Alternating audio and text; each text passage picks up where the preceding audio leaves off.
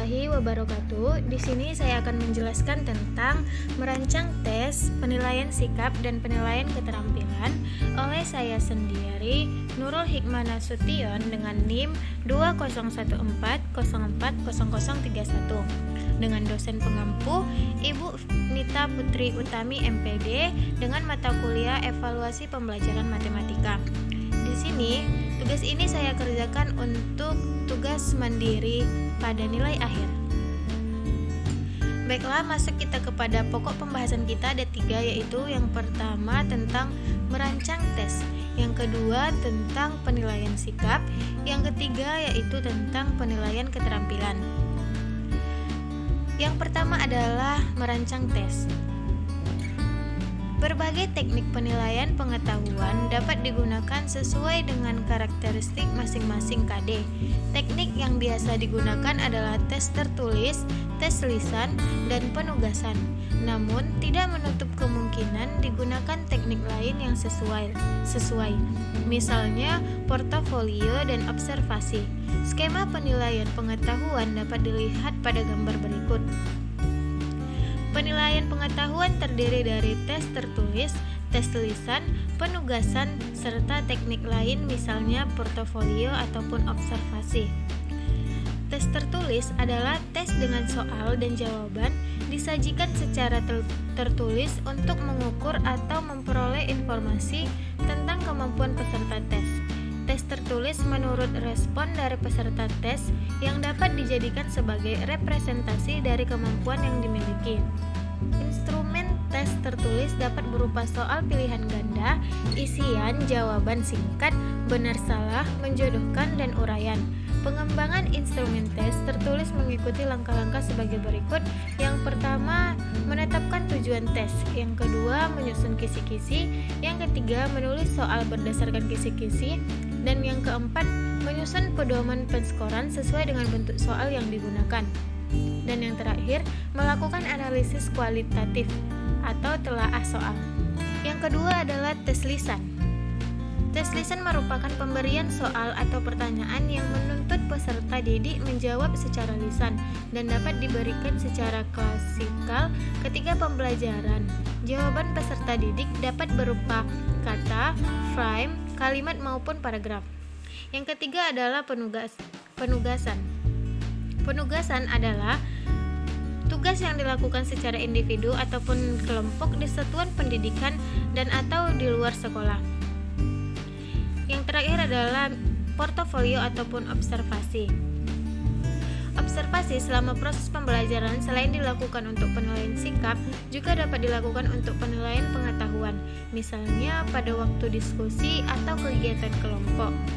Teknik ini merupakan cerminan dari penilaian autentik. Berikut dapat kita lihat contoh dari pembentukan kisi-kisi. Setelah menyusun kisi-kisi, selanjutnya mengembangkan butir soal dengan memperhatikan kaidah penulisan butir soal meliputi substansi, materi, konstruksi, dan bahasa. Bahasa yang digunakan yaitu bahasa yang sesuai dengan kaidah bahasa Indonesia, menggunakan bahasa yang komunikatif dan tidak menggunakan bahasa yang berlaku setempat ataupun tabu.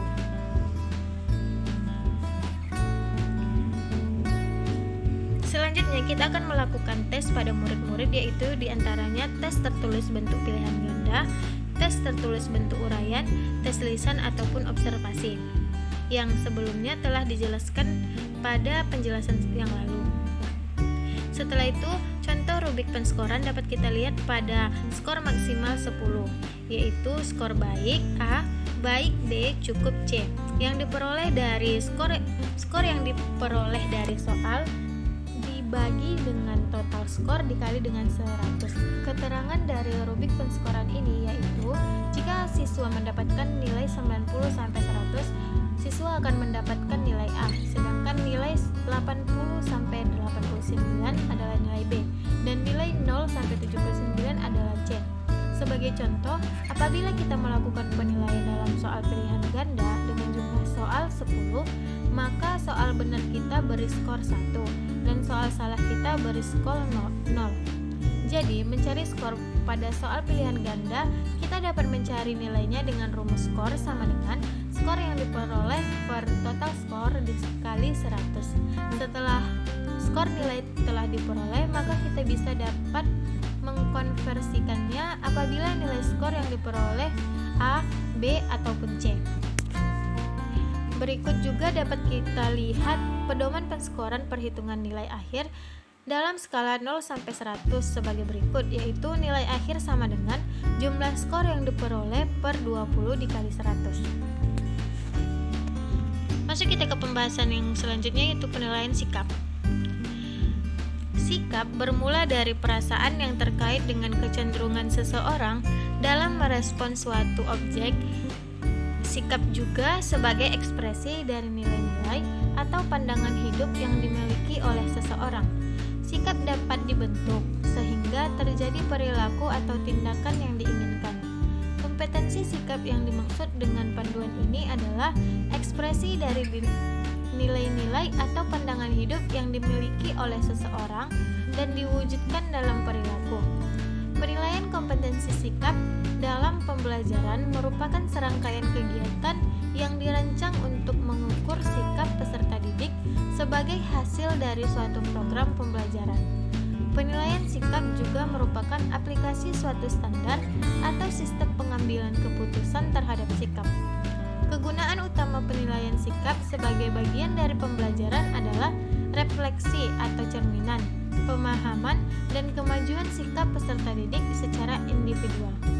Hal itu dapat kita lihat pada tabel berikut ini. Penilaian sikap, yaitu yang pertama utama, observasi oleh guru mata pelajaran selama 1 semester yang dilaksanakan selama proses pembelajaran berlangsung. Selain itu, observasi oleh wali kelas dan guru BK selama 1 semester yang dilaksanakan di luar jam pembelajaran, baik secara langsung maupun berdasarkan informasi atau laporan yang valid. Penilaian sikap yaitu ada juga yang menjadi penunjang, merupakan penilaian antara teman dan penilaian diri sendiri yang dilaksanakan sekurang-kurangnya 1 kali menjelang UAS. Contoh tabel penilaian sikap dapat kita lihat pada tabel berikut ini.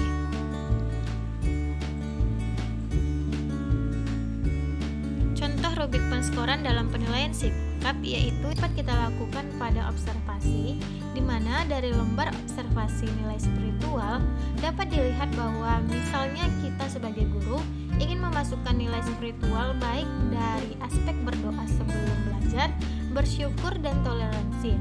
Dari sikap ini kita bisa membuat nilai apakah 4, nilai 3, atau nilai 2 dari setiap aspek yang kita amati.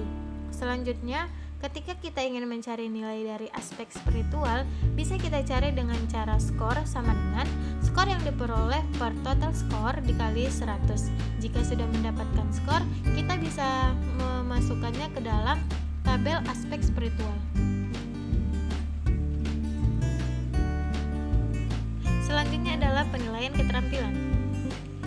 Penilaian keterampilan adalah penilaian untuk mengukur pencapaian kompetensi peserta didik terhadap kompetensi dasar pada KI 4. Penilaian keterampilan menuntut peserta didik mendemonstrasikan suatu kompetensi tertentu. Penilaian ini dimaksudkan untuk mengetahui apakah pengetahuan yang sudah dikuasai peserta didik dapat digunakan untuk mengenal dan menyelesaikan masalah dalam kehidupan sesungguhnya. Ketuntasan belajar untuk keterampilan ditentukan oleh satuan pendidikan. Secara bertahap, satuan pendidikan terus meningkatkan kriteria ketuntasan belajar dengan mempertimbangkan potensi dan karakteristik masing-masing satuan pendidikan sebagai bentuk peningkatan kualitas hasil belajar. Berikut merupakan tabel dari penilaian keterampilan, yaitu diantaranya untuk kerja atau kinerja praktik. Yang kedua adalah proyek, yang ketiga adalah portofolio, dan yang keempat adalah produk. Untuk penilaian kerja atau kinerja dilakukan dengan cara mengamati kegiatan peserta didik dalam melakukan sesuatu. Penilaian ini cocok digunakan untuk menilai ketercapaian kompetensi yang menuntut peserta didik melakukan tugas tertentu seperti praktikum di laboratorium, praktik ibadah, praktik olahraga, presentasi, bermain peran, dan sebagainya. Penilaian untuk kerja atau kinerja praktik perlu mempertimbangkan hal-hal berikut, yaitu yang pertama, langkah-langkah kinerja yang perlu dilakukan peserta didik untuk menunjukkan kinerja dari suatu kompetensi.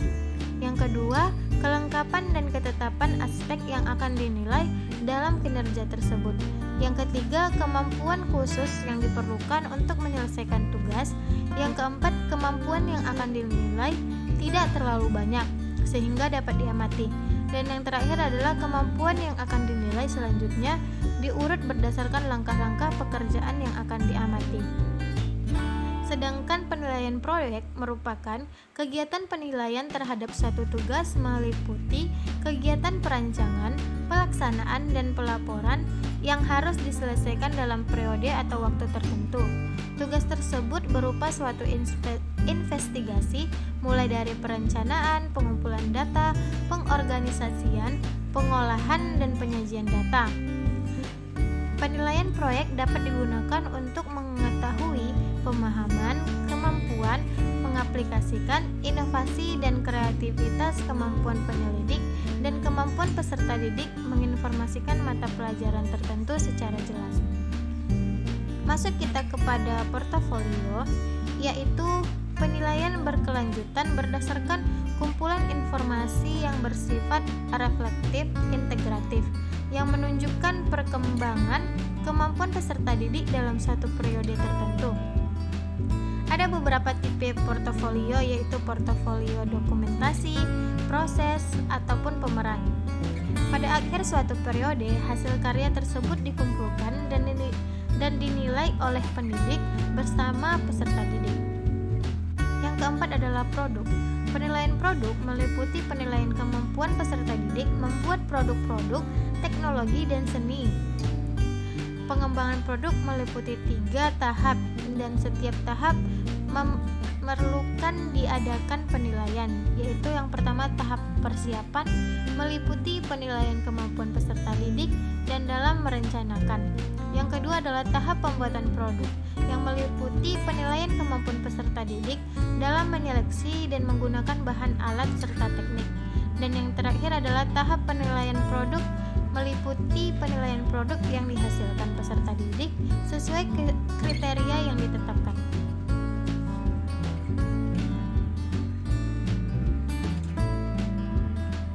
Berikut adalah contoh penilaian keterampilan, yaitu terdiri dari nama, kelas, mapel atau mata pelajaran, serta nama produk. Aspek kriteria yang kita cari yaitu keindahan, kerapian, kemanfaatan, serta prosedur dan waktu.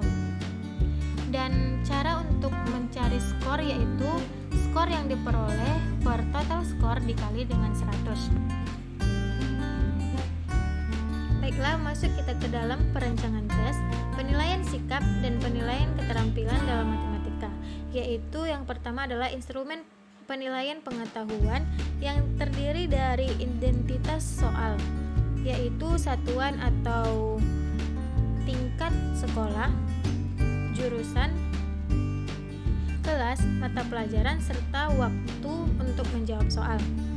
Yang ketiga adalah petunjuk soal yang terdiri dari kisi-kisi, yaitu komponen dasar, yaitu kompetensi dasar, menentukan dan menganalisis ukuran pemusatan dan penyebaran data yang disajikan dalam bentuk tabel distribusi, frekuensi, dan histogram.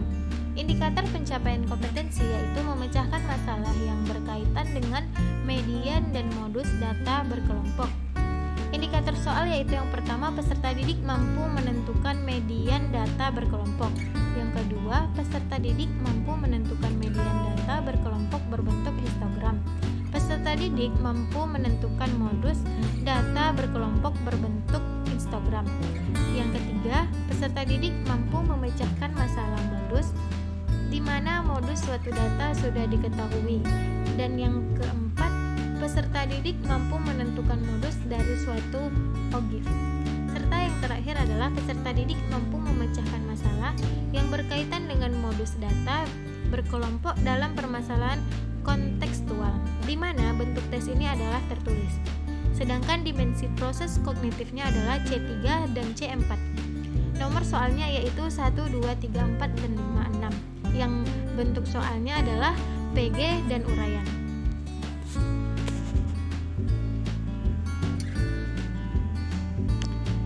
Instrumen penilaian pengetahuan yaitu satuan pendidikannya yaitu SMA Negeri 6 Semarang.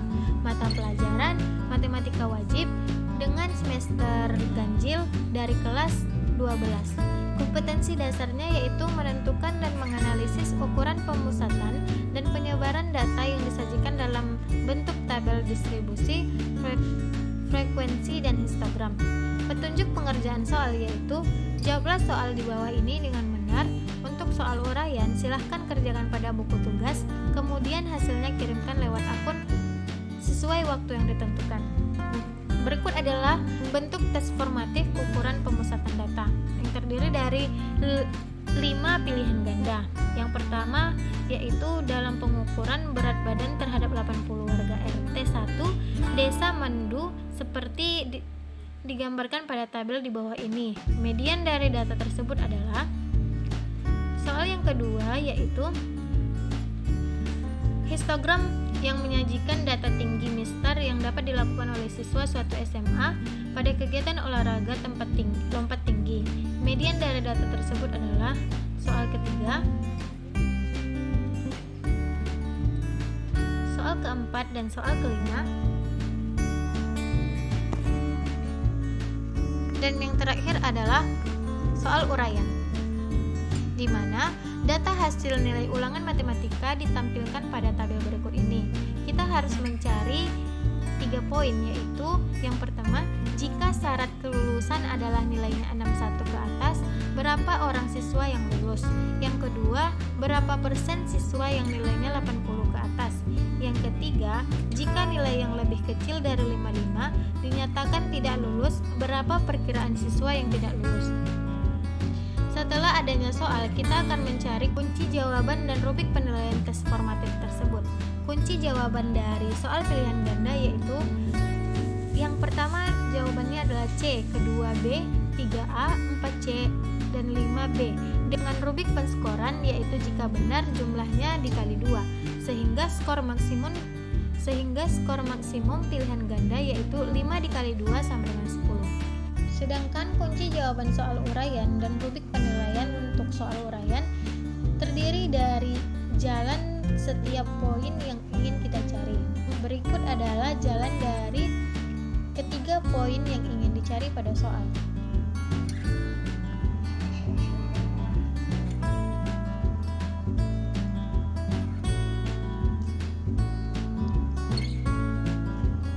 Sehingga kita mendapatkan jumlah skornya yaitu 10 dengan pedoman penskoran yaitu perhitungan nilai akhir dalam skala 0 sampai 100 sebagai berikut, yaitu dengan nilai akhir sama dengan jumlah skor yang diperoleh per 20 dikali 100. Masuk kita ke dalam penilaian sikap, yaitu lembar penilaian sikap dapat kita lihat pada contoh tabel di bawah ini.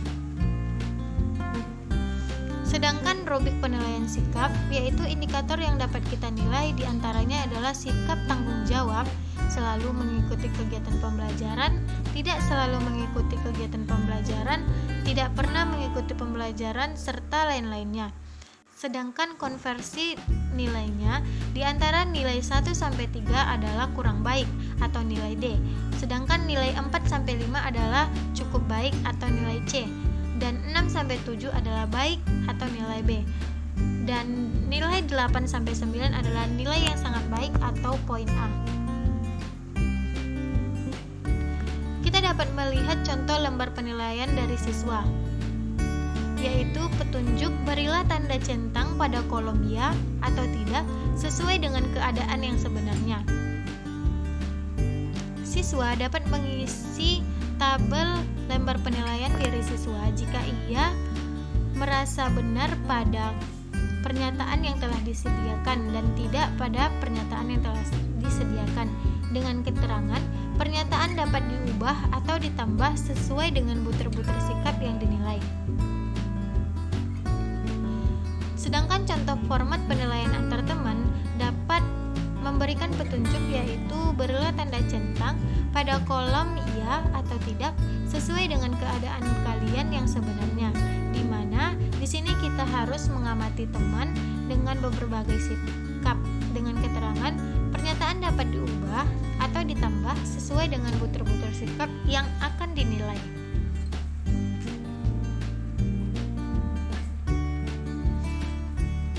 Baiklah, masuk kita ke dalam penilaian keterampilan. Di sini, saya menyediakan kisi-kisi penilaian keterampilan yang kompetensi dasar, yaitu menyajikan menyelesaikan masalah sistem persamaan linear dua variabel dengan materi SPLDF, IPK, membuat model matematika dari permasalahan kontekstual yang berhubungan dengan SPLDF. Sedangkan indikator soalnya yaitu disajikan permasalahan kontekstual, peserta didik dapat membuat model matematika.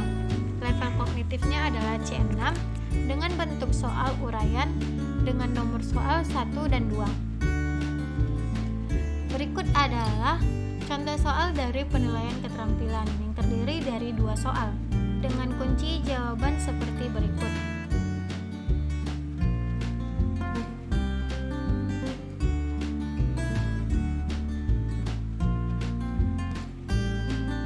Kita mengetahui soal dan kunci jawabannya, selanjutnya kita akan melakukan rubrik penilaian keterampilan dengan aspek yang dinilai, yaitu yang pertama tidak menjawab soal dengan skor 0, yang kedua menjawab soal tapi jawaban salah dengan skor 1, yang ketiga menjawab soal jawaban benar tetapi tidak lengkap dengan skor 2, dan yang terakhir adalah menjawab soal jawaban benar dan lengkap dengan skor 3.